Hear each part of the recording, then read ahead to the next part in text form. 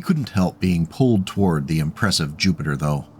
13 meters tall and weighing 100 tons, the Titan easily overshadowed his nearby Legionnaire.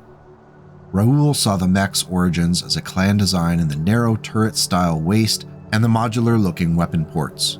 Heavy LRM racks at each shoulder, 2 PPCs riding low on either side of the slender cockpit canopy, and a quad of 50mm autocannons mounted in pairs on the lower arm.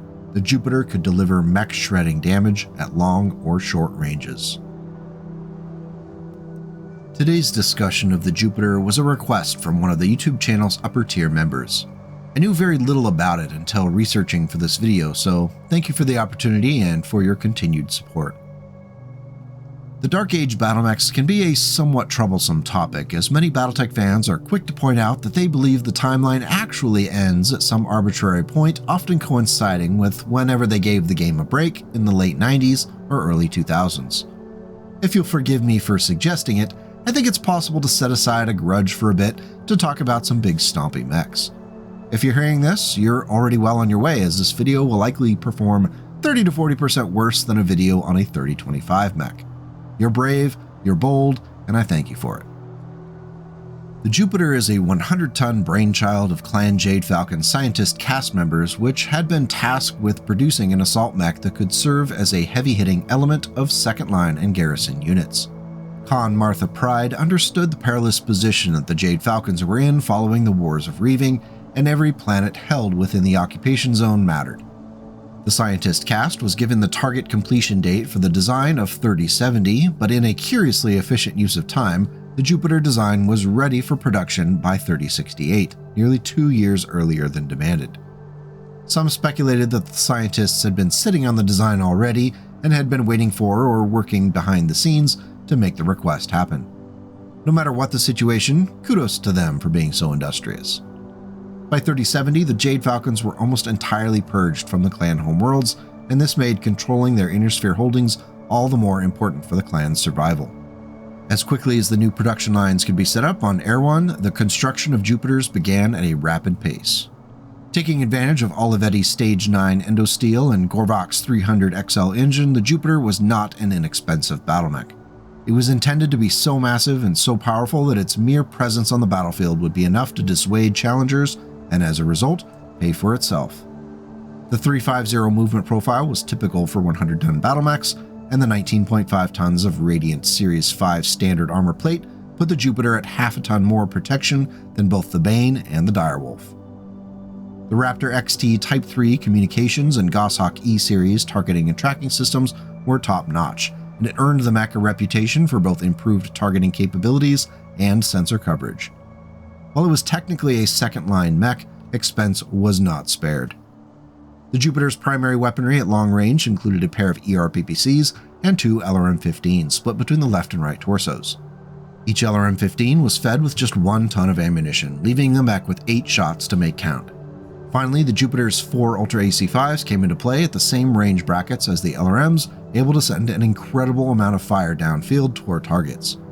Adding it all up with my prolific public school math education, it looks like a possible 100 damage in a turn if every LRM and every autocannon round were to hit a target. Of course, in most cases you wouldn't do that, as the 17 double heat sinks would only partially cover the generated heat. In the worst case scenario where the Mechwarrior really needed to finish off a target, a full Alpha Strike, including the PPCs, leaves the Jupiter at plus 14 into the red, which brings it into the pain of modifiers to movement, accuracy, and the dreaded ammo explosions. A much more likely typical use profile would be the use of the LRM-15s selectively to preserve their meager ammunition and leaning on the ER-PPCs pretty heavily at long range. The UACs could be brought into play in the mid and short ranges where their shots could be more accurate. With only 1 ton of ammunition for each of the UAC-5s, those shots needed to count.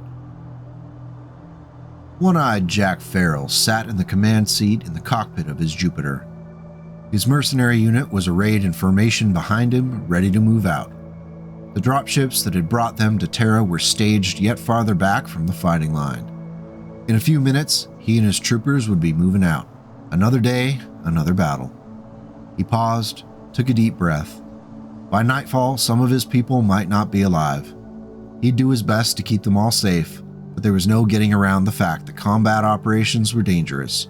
He knew luck would take some, It was the nature of the job.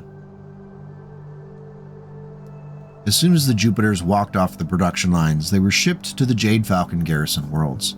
This was fortuitous as the Ice Hellions launched their invasion of the Jade Falcon occupation zone in June of 3071. With a majority of 5 galaxies and 13 warships, the Ice Hellions smashed into the Clan Jade Falcon occupation zone with the goal of finishing what had been started on the Clan homeworlds. Early strikes were successful after catching the Falcon garrison units off guard, but the attacks slowed over time as the Hellions were forced to spread their forces across more than a dozen systems as the Falcons rallied. A full binary from the 51st Garrison Cluster put up a tenacious defense on Winfield that further degraded the Hellions' ability to progress with their conquest.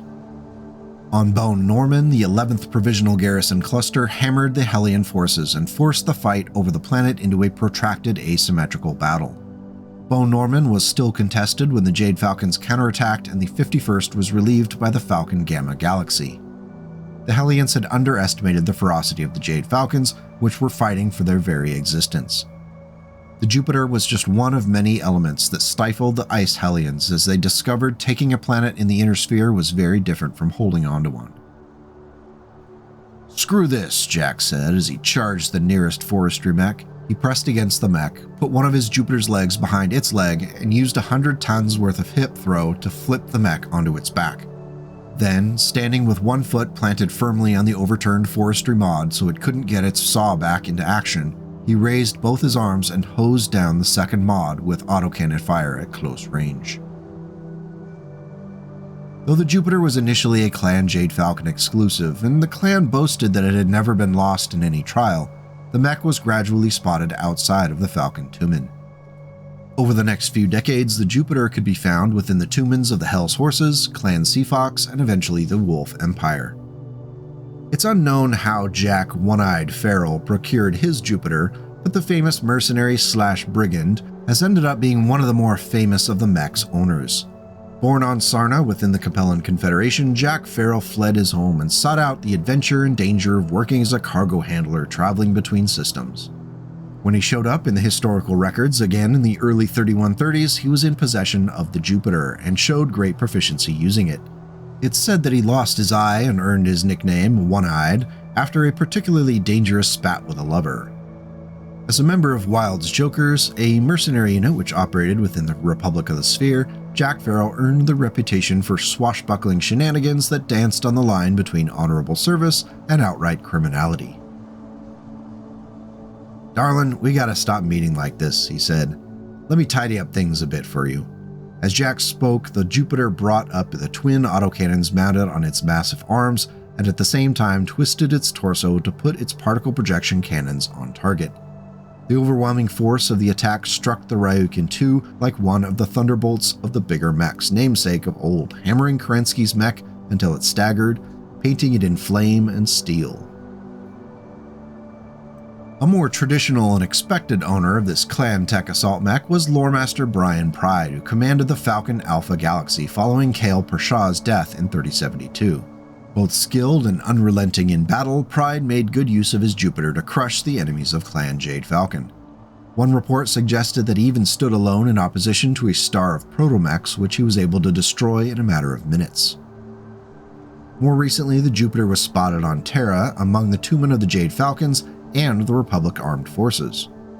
As Malvina Hazen's Falcons tried to crack the defenses of Geneva, the Falcons' Iota Galaxy made landfall on the western edge of the Sinai Peninsula on what used to be the 21st century Egyptian territory. They were met by the Alexandria Defense Force under the leadership of Knight Raul Ortega. Piloting his trusty Jupiter, Ortega sought to disrupt the Falcon landing operation and possibly even cripple the galaxy. Galaxy Commander Ernest Bonetti brought the fight, and the two sides spent the next several days trying to outmaneuver and ambush each other. Eventually, Ortega was forced to retreat south into former southern Sudan, where he challenged Galaxy Commander Bonetti to a duel.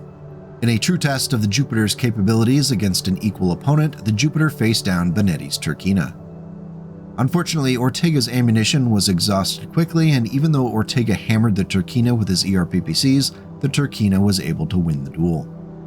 Captured, Knight Ortega was going to be handed over to Malvina herself. However, at some point he was rescued and hasn't been seen since. Even though the Jupiter is a newer battle mech, there have been some attempts to improve upon it with new variants. The first, logically referred to as the Jupiter 2, was first spotted just 2 years after the original. Though largely unchanged structurally, it did carry 3 jump jets, which pushed the movement profile to 353. It also sacrificed hand and lower arm actuators to make room for 2 Ultra AC-10 autocannons to replace the 4 UAC-5s from the original. The ERPPCs and the side torsos were kept where they were, and the LRM-15s were each upgraded with the Artemis 4 fire control system. The zero-cost ClanTech case is of course there to protect the 3 tons of ammunition stored in those side torsos. If given the choice, I'd pick the Jupiter 2 over the 1, as those UAC-10s are hard to turn down. The Artemis 4 also feels like a good way to maximize the limited ammunition for those LRM-15s. And of course, I do appreciate whenever jump jets are added to a mech, especially the big assault mechs that are usually in dire need of some agility. In 3075, a third variant of the Jupiter was introduced, which took advantage of the relatively new Hyper Assault Gauss technology. The movement profile returned to a 350 and the heat sinks were reduced to 12 double. The extras wouldn't be needed as those 2 ERPPCs were pulled from the mech to make room for 2 Hyper Assault Gauss Rifle 30s, along with 3 tons of ammunition per rifle. The 2 tons of ammunition per Ultra AC-10 were moved into the arms. Finally, 2 ER medium lasers were added to the center torso to provide the mech with at least a few weapons that didn't require ammunition. Between the UAC-10s and the HAG-30s, the Jupiter 3 can hit for tremendous damage. If an Alpha Strike at 15 hexes hit with everything, the J3 would do 114 damage. Of course, with HAG-30s, you're looking at shotgun-like pelleting of damage, and the ammunition can go quite fast. 12 shots per HAG and 20 shots per UAC-10 makes for a short but very loud fight. If you expect a battle to be over quickly or are willing to bet that one will be, the Jupiter 3 could be a solid choice. If you're in for a long fight against a tough opponent, one of the other variants might be the better choice. The newest Jupiter variant arrived in 3093 and featured an upgraded 400XL engine, pushing the movement profile to 460. The ERPPCs and the side torsos returned along with the LRM-15s aided by Artemis 4 fire control systems. Instead of autocannons in the arms, 2 Streak SRM-4s were added. 21 double heat sinks provided plenty of cooling for consistent fire of those ERPPCs and LRMs, with only slight heat buildup if you're adding the 2 Streak launchers for a full Alpha Strike. The final result was a Jupiter which was comfortable fighting at all ranges, but really excelled at getting close to targets for brawling. With its thick armor and decent movement for a 100-ton mech, the Jupiter 4 could cause significant harm for its opponents. While it couldn't put up the damage numbers of the previous versions, the Jupiter 4 appealed to mech warriors that could rather trade a bit of punch for speed and the ability to catch a few light or medium mechs slacking on the job with a well-timed Streak SRM-4 lock. Because my hubris knows no bounds, I decided to take a crack at a totally unofficial Mech Frog variant for the Jupiter, which I shall now call the Jupiter MF. Keeping the upgraded 400XL engine, I didn't touch the 19.5 tons of armor. 18 double heat sinks were added to keep the mech relatively cool. I decided to do a full weapons refit, pulling it all in favor of making a painful at all ranges brawler. In the right and left torsos, I added an advanced tactical missile 12 launcher, along with 3 tons of ammunition for each, protected by Case 2. Backing up the ATMs at mid and short range were a pair of large pulse lasers split between the arms. Finally, we needed an emotional support small pulse laser placed into the head critical location. If we consider the large pulse lasers as long range, the possible damage is a modest 44, but as a Jupiter MF closes on its target, it only gets more fearsome. Starting at 15 hexes, the possible damage rises to 68, at 9 hexes, the possible damage is 92. At 6 hexes, that heavy hitter small pulse laser comes into play and boosts the possible total to 95. Not too shabby. The 18 double heat sinks can handle repeated fire of both missile launchers and the large pulse lasers while on the run at only +2 at the end of the turn. I think the Jupiter MF would be a menace on the battlefield and quite difficult to take down thanks to its accuracy and power at the short and mid range, along with that Case 2 protecting those side torsos. If you feel like giving it a try, I've included the record sheet for it in the video notes below. So why do we love the Jupiter? Well, for some, this may be the first time you've ever heard of it, so perhaps it's love at first sight. It's one of those solid producer clan assaults which can both hit hard and is tough to bring down. While it's not what I would describe as a perfect machine, it does seem to handle the trade-offs that any 100-ton mech has to make in stride. The visual look of the mech is quite straightforward and utilitarian, which fits with the time period in which it was made and the falcons which made it. I'm curious how it will look once it gets that CGL treatment though.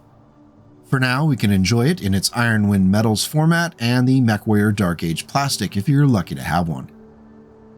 Thank you as always for coming by as we talk some BattleTech. If you enjoyed the video and feel it was worthy, don't forget that thumbs up button and even hitting the subscribe button, which will make it much more likely you'll see my nonsense in the future.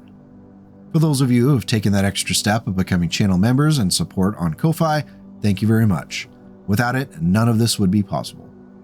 Until we meet again, please take care of yourself and your loved ones by making this world a slightly better place today and tomorrow.